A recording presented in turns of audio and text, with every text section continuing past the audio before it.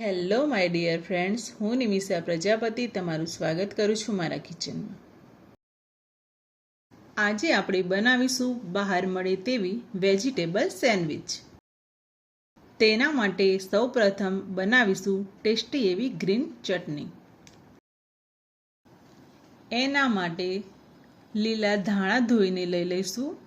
તેમાં થોડા ફુદીનાના પાન, 4 થી 5 લીલા મરચાં, થોડા સિંગદાણા, સ્વાદ અનુસાર મીઠું, અડધો લીંબુનો રસ અને થોડું પાણી એડ કરીશું. અને ત્યારબાદ આ સામગ્રીને મિક્સરમાં પીસી લઈશું. હવે તમે જોઈ શકો છો કે ચટણી પીસીને તૈયાર થઈ ગઈ છે.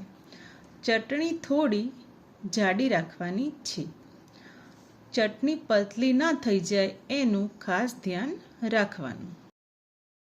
હવે આપણે વેજીટેબલ સેન્ડવિચ બનાવવા માટે વેજીટેબલ કટ કરી લઈશું. તો હવે ઓનિયન, ટમાટર, બીટ, ખીરા કાકડી, 2 બાફેલા બટાટાને પણ કટ કરી દઈશું. તો આ રીતે વેજીટેબલને પતલી સ્લાઇસમાં કટ કરવાના છે. જો વેજીટેબલની સ્લાઇસ જાડી હશે તો તેને ખાવામાં મજા નહીં આવે. હવે તેના માટે બ્રેડ લઈ લઈશું અને હવે તેના પર 1 ચમચી બટર સ્પ્રેડ કરી દઈશું. આ જ રીતે બીજી બ્રેડ પર પણ એકદમ સરખી રીતે બટર સ્પ્રેડ કરી દઈશું. હવે આપણે બીજી બ્રેડ પર પણ તૈયાર કરેલી ગ્રીન ચટણી લગાવી દઈશું. 1 ટીસ્પૂન અથવા તો તમારે જે પ્રમાણે તીખું જોઈએ એ પ્રમાણે ગ્રીન ચટણી લગાવી દઈશું.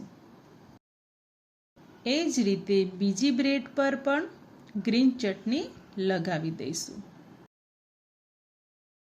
તમે જોઈ શકો છો કે આપણે જે ગ્રીન ચટણી બનાવી છે તેનો કલર એકદમ પરફેક્ટ આવ્યો છે. હવે આપણે ચટણી લગાવેલી બ્રેડ પર પતલી સ્લાઇસમાં કટ કરેલા વેજીટેબલ ગોઠવી દઈશું. તો પહેલા લેયરમાં પતલી કટ કરેલી ઓનિયન ગોઠવી દઈશું. તેના ઉપર ટમાટરની સ્લાઇસ, બાફેલા બટાટાની સ્લાઇસ, બીટ અને ખીરા કાકડીની સ્લાઇસ ગોઠવી દઈશું. ખીરા કાકડીને મેં છાલ ઉતારીને પતલી સ્લાઇસમાં કટ કરીને લીધી છે.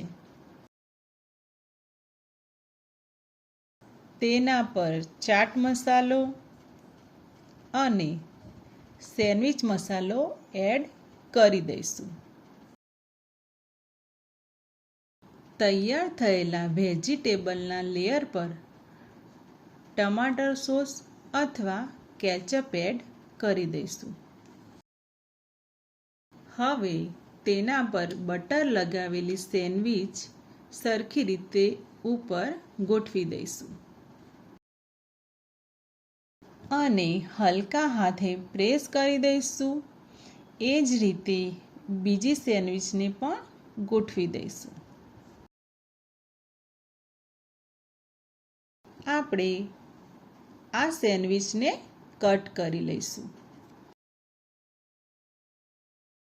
બ્રેડને સારી રીતે પકડવાની અને સહેજ પ્રેશર આપીને આ રીતે કટ કરવાની છે. હવે તૈયાર થયેલી સેન્ડવિચ પર સોસ એડ કરી દઈશું. પતલી સેવ, ચાટ મસાલો, ઓનિયન અને લીલા ધાણા એડ કરી લઈશું. હવે તમે જોઈ શકો છો કે આપણી વેજીટેબલ સેન્ડવિચ ખાવા માટે તૈયાર થઈ ગઈ છે. આ વેજીટેબલ સેન્ડવિચ બની છે ને બહારના સ્ટ્રીટ ફૂડમાં મળે તેવી. આ વેજીટેબલ સેન્ડવિચ ખાવામાં એટલી ટેસ્ટી લાગશે કે નાના બાળકોથી લઈને મોટાને પણ સારી લાગશે.